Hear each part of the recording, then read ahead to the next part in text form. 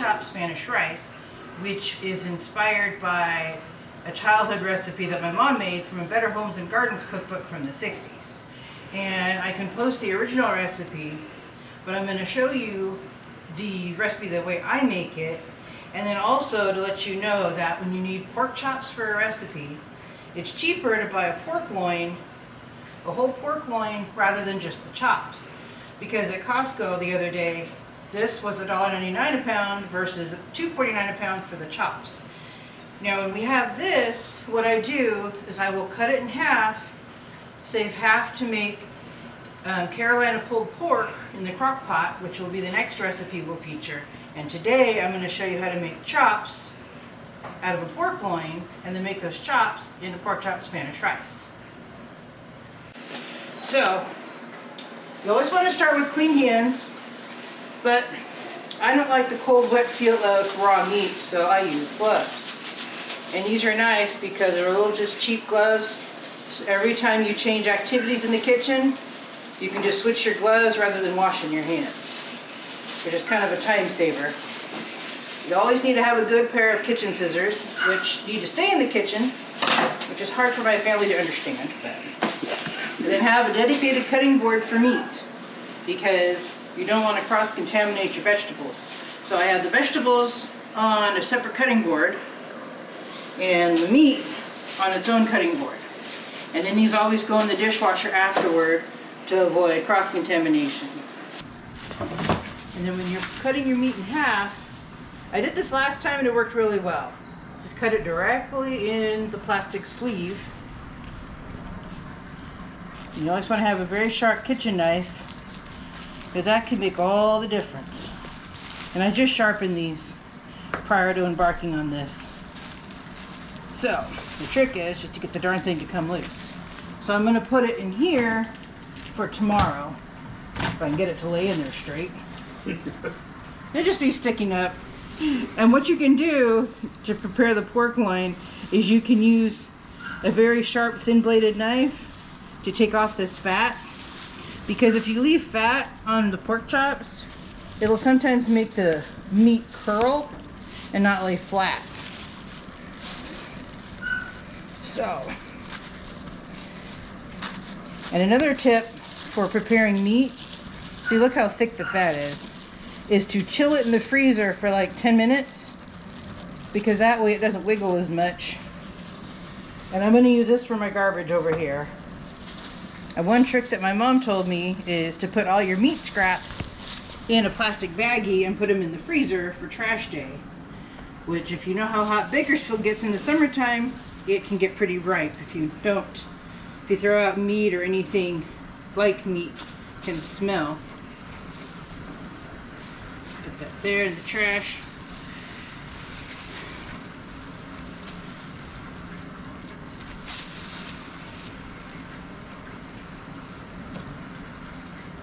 And if you end up cutting off some of the good pork with the fat, you can always put it aside and use it to season a pot of beans or something. Because that also works really well too. Kind of make an additional meal out of one roast. So this is a way you can save money, is just get one pork roast when it's on sale and then cut it up yourself. And you can cut, usually you can get 2 meals of pork chops out of one loin, as well as a crock pot full of pulled pork. So that's 3 big dinners out of one roast. For those of us on a budget, that comes in handy. So now, just take your nice sharp knife and just make about 1/2-inch slices. See? Get a nice beautiful pork chop out of that. And you just put it on a plate and then keep chopping up, keep slicing up the chops.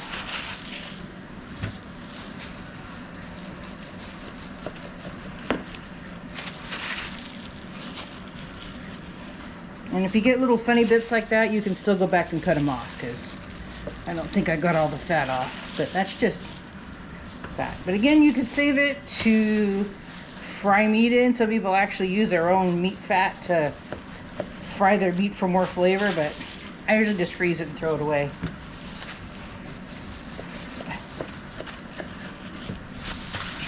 See, look at the beautiful chops. And you save a lot of money by buying a whole loin versus the chops that are already cut up. Now these are obviously boneless chops. Yes, you get a boneless pork loin. And personally, I don't like having to deal with bone-in meat. And pork loin is actually such a good buy. It's sometimes almost cheaper than buying pork shoulder. And is actually much leaner and healthier. But you can see how many chops we're getting out of this one pork roast. And I like getting all the food. That came out a little thin, but I like getting all the food prepped prior to starting a recipe. But you can cut them as thick or as thin as you want, right? Yeah. But ½ inch seems to be the happy medium. See, I'll put this over here so you can see. Look at all those chops, and I'm not even done slicing up the loin. And we even use pork loin to slice it up for fajitas. And oftentimes pork is actually one of the better priced meats. It's usually about half as much as beef. And a little bit easier to handle than having chicken all the time. Because it seems to be like $1.99 is the going rate for pork loin. Unless you can find it on sale for like $1.59, but still, it's much cheaper than beef. I'm going to take off that little bit of fat because that just doesn't look that appetizing. See, when you get down to the little bits like this, now something like this would be really perfect to season a pot of beans because it's kind of misshapen and it's not really going to make a nice neat looking pork chop. So you can just put this in a baggie by itself and then put that in a pot of beans. And we'll do that on another episode. I'll show you how to make beans. Now that we're done with the pork, I'm going to change my gloves and show you how to cut up the bell peppers. So I'm going to put this in the sink. I'm going to use a different knife for the bell peppers because I don't want to cross-contaminate. Okay.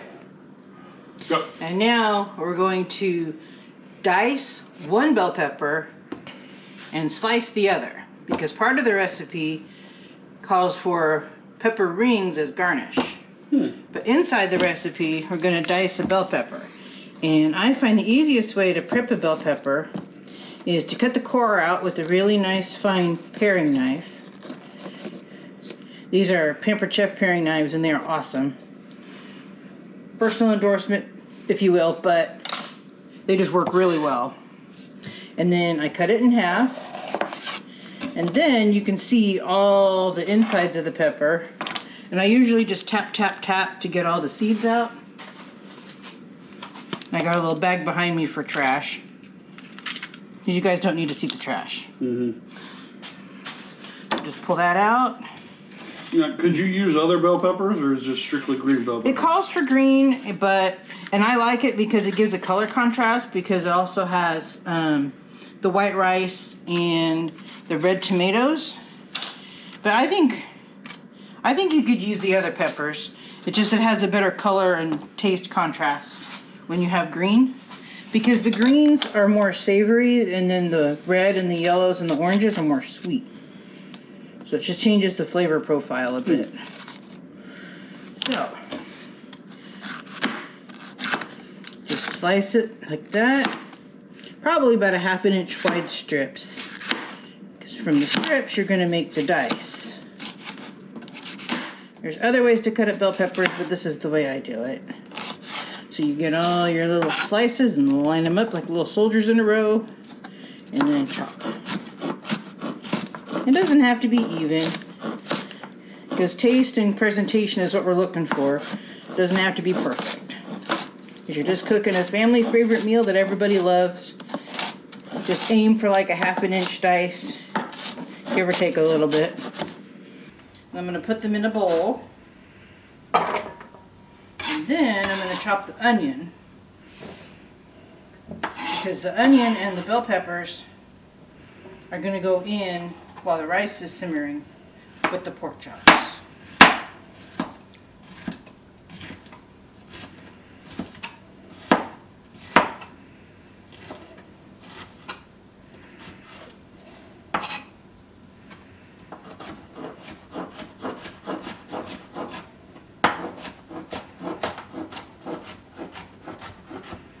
It's better to get all your ingredients prepped prior to starting a recipe, because you start out the recipe by cooking the pork chops a little bit, you brown them, then you add all your ingredients.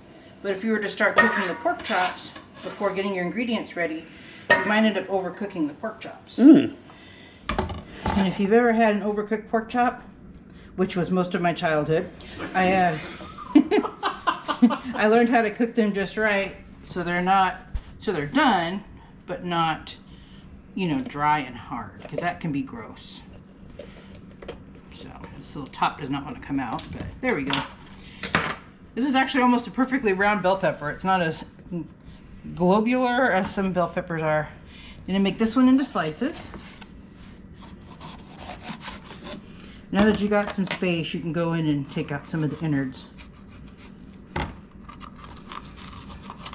I don't like innards. Not even innards on a chicken. Or a turkey. Those I always freeze to save for trash day. Some people make soup or gravy out of them. I've never liked chicken or turkey innards. So just make some pretty sliced rings. And it's funny, these are almost square. I must have had a very rigid childhood to come out square like that. And the little end pieces, if they're kind of funny looking, just chop them and add them to your diced peppers. Ugh. When you cut them from the skin side down, you get more resistance from the knife. That's why it gets a little noisy like that. So, then for the onion, I've seen many ways to cut onions, but this is what works for me. I cut off the little knob ends and then the little root. Otherwise, all the onions will stick together in one clump.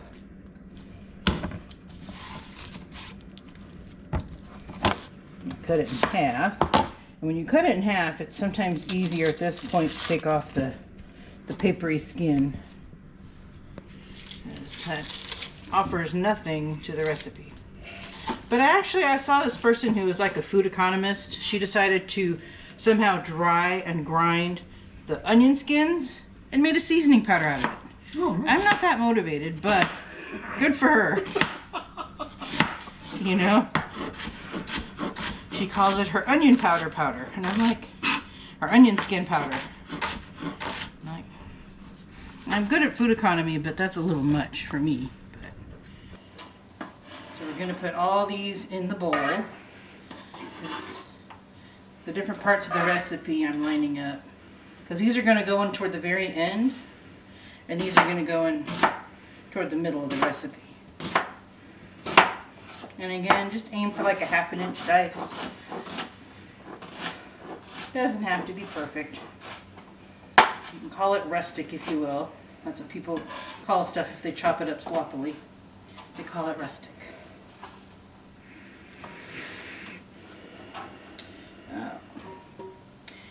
And so there's the onions.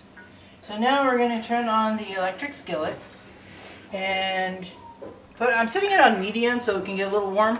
Now, you're using an electric skillet. Could you use like a skillet for the stove, or? Yeah, you can use a skillet on the stove, but it would need to be a large one, like the 12-inch. And that way you'll have enough room for the pork chops. Because the base recipe is for a little bit smaller, and I've sized it up to fit our family, Okay. and the skillet works better. So I'm going to have that heat up. And then we're going to use half of our pork chops that we fixed. Got this 2 dinners worth of pork chops. So half are going to go in the skillet, and then the rest are going to be going to go in the freezer for another meal. So I'm going to season them with a little salt, and then I put them seasoning side down so I can get both sides seasoned. Oh, okay. Just a little bit. What kind of seasoning are you using? Good old seasoned salt. Family classic, family favorite. Now, could you use other seasonings? You can use garlic salt, but I know that you're partial to seasoned salt. I am actually partial to seasoned salt, yes. So I use that.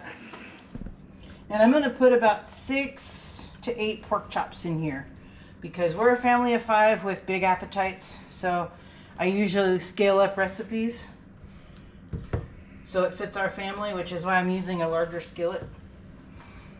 So, plus you got leftovers. So I've got 8 in there. And from that 1/2 loin, look how many chops we've got left. Wow. All those chops. So we can save those for other meals or put a couple aside to add to the beans for another dinner. But that one pork chop in there is kind of thin, so I'm going to throw in an extra one. Because that was the one that kind of came out a little paper thin. So on this, you're going to brown them, maybe a minute or two, and then flip them over, brown the other side, and then from there we'll assemble the rest of the recipe. Once you get them in the skillet and you hear them sizzling, you can go ahead and just sprinkle the seasoning salt on the other side. Just give it a good, because you got to season the meat as it's cooking so the flavors get into the meat. So, and you don't want to cook them all the way, just get them brown on either side, because that's what seals the meat and seals the flavor juices in so it doesn't dry out. And you can even lift them up and just see they're just starting to get golden. So we're going to leave it for a minute and then we'll flip them over. And while that's cooking, I'll explain what goes into the rest of the recipe. We're going to have about 2 cups of plain old rice, just whatever rice you have on hand, the slow cooking kind, not the instant. And then 2 small cans of diced tomatoes, or you could use 1 jumbo can of diced tomatoes. So 2 of this size or 1 jumbo. It has to be diced tomatoes. Diced. And if you can only find whole canned tomatoes, just put them in a separate bowl and use some kind of a chopping device to chop them up. Okay. I have a device that chops up hamburger meat in the skillet, and that works really well for chopping tomatoes, like canned tomatoes. See, look, they're just now getting golden. It smells good. Yeah. And the recipe is going to actually simmer for about 45 minutes to get the rice and everything else done. So we'll show you the setup for the recipe, and then we'll put it on simmer, and then we'll bring you guys back when it's further along, more towards serving time. So now that the pork chops, I'm going to let them sit for about a minute, and then I'm going to assemble the recipe. So we'll get 2 cups of rice. And as far as the liquid, that sometimes can be the harder part of the recipe to adjust, because the tomatoes have their juices, because you put them in with the juice. So sometimes what I do is I put the rice in first, then the peppers and onions, and then the tomatoes, and then I fill up the tomato cans with water. So for each can of tomatoes, I put in a can of water. Oh, wow. And that tends to give it just about the right amount of moisture to cook the rice to where it's al dente but not squishy or dry. So it's kind of like the little rules of thumb that you learn from cooking. So we're going to measure out 2 cups of rice. This just happens to be some rice we already had open. So I'm going to measure it. And when you measure dry goods, you want to use an actual fixed measuring cup rather than a little measuring pitcher, because liquid and dry ingredients measure differently. Oh, I didn't know that. Yeah. And you can even add more rice to this to bulk it up if you want. So there's only like, it's like 3/4 of a cup. So you can add a little extra just to finish off this bag of rice. Worst come to worst, you'll just have a little extra rice in the recipe. So put that in there. And then it calls for 2 teaspoons of chili powder.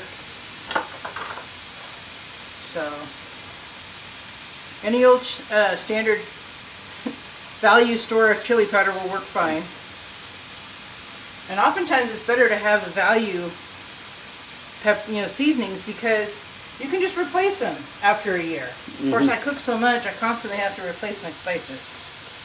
Yes, So we they're love always you. going to be fresh. We love you for that. And then all the peppers and onions, put it on there.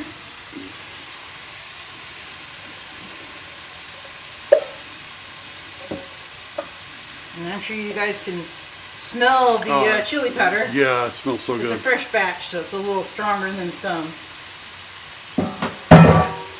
But I actually ran out of things like paprika and chili powder because I cook so much. So I'm going to dump the tomatoes right on there. There's not a lot of liquid in these tomatoes, so I might just add a little extra water.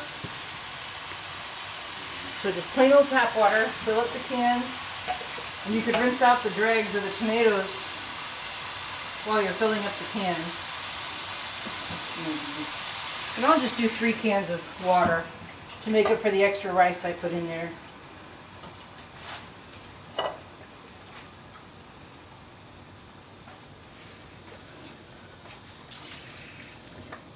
That. And then I'll rinse out the tomato in this one.